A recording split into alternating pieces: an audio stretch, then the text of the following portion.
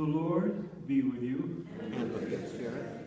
A reading from the Holy Gospel according to John. Glory to you, Lord. Many of the Jews who had come to Mary and seen what Jesus had done began to believe in him.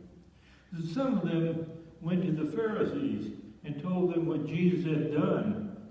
So the chief priests and the Pharisees convened with the Sanhedrin and said, "What are we going to do? This man is performing many signs. If we leave him alone, all will believe in him, and the Romans will come and take away both our land and our nation." But one of them, Caiaphas, who was high priest that year, said to them, "You know nothing, nor do you consider that it is better for you that one man should die instead of the people, so that the whole nation may not perish?" He did not say this on his own, but since he was high priest for that year, he prophesied that Jesus was going to die for the nation, and not only for the nation, but also to gather into one the dispersed children of God.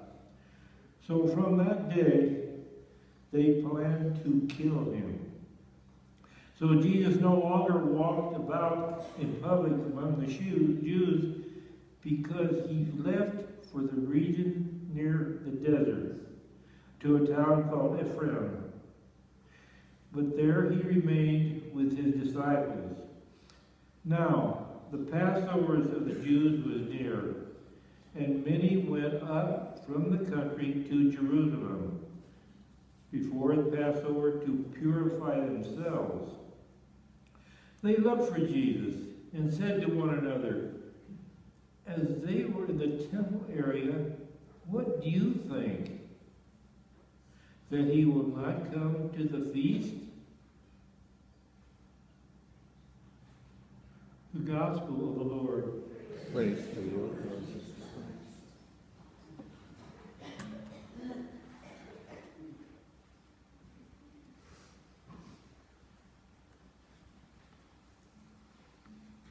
The Gospel reading that we have today is what happens immediately after Jesus raised Lazarus from the dead. What happened was that everybody was gaga about this, the wonderful thing that Jesus did. But some of them reported him to the authorities, and they did not like it.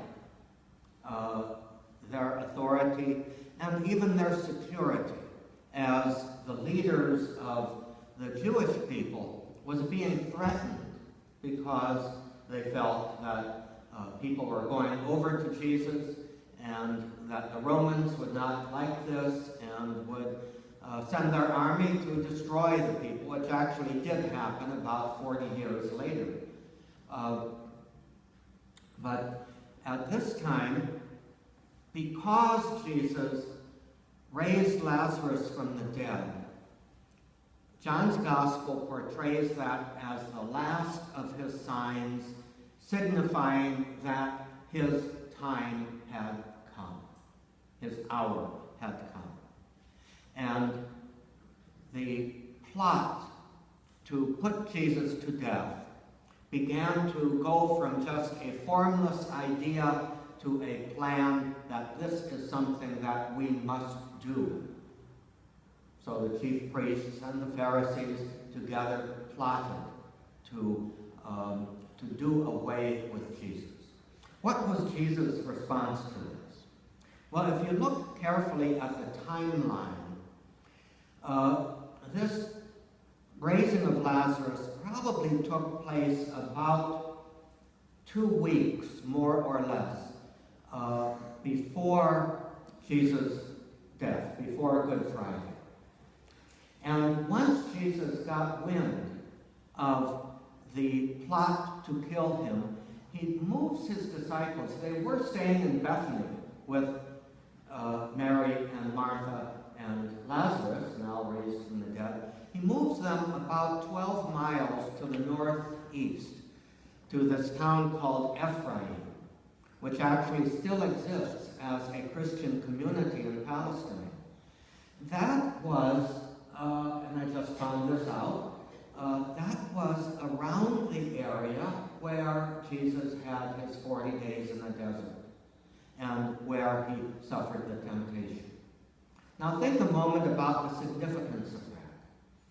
In preparation for Jesus' sacrificial death, at the being rejected and condemned at the hands of the Jewish leaders and then handed over to Rome for execution, in preparation for that, what Jesus actually does here is go on retreat. We don't know what he did in that town of Ephraim, except that it was going back into the desert, the wilderness, where he had begun his ministry. In other words, he goes back to the beginning.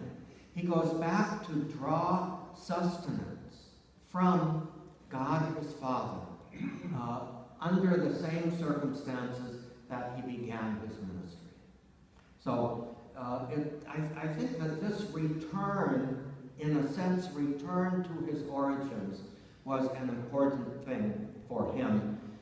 He then came back and with the triumphal entry into Jerusalem, launched that final week before his sacrifice.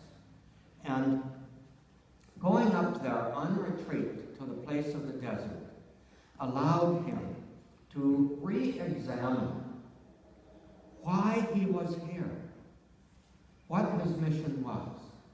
And as depicted in John's Gospel, even though it's just mentioned sort of incidentally, he spent a few days up in Ephraim, but going back to his origins, he was able to draw strength as to his purpose. Perhaps that's one of the things that we need to do more frequently than we ever think about doing. And that is, as we approach the fulfillment of our lives, to go back into our past history, not just to recount the events of our lives, but to think about where has the hand of God been moving me throughout my life. How have I been responsive to God's call to place his kingdom first and to see everything else in relation to it?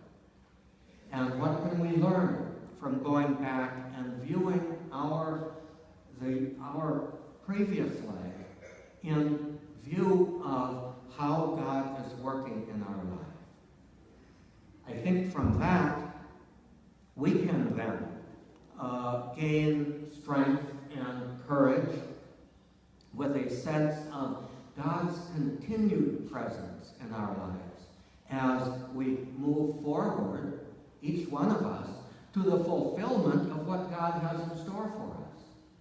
God doesn't simply have in store that we have as good a time here as possible. God doesn't simply have in store for us that we keep going as long as possible. God has in store for us eternal participation in his kingdom.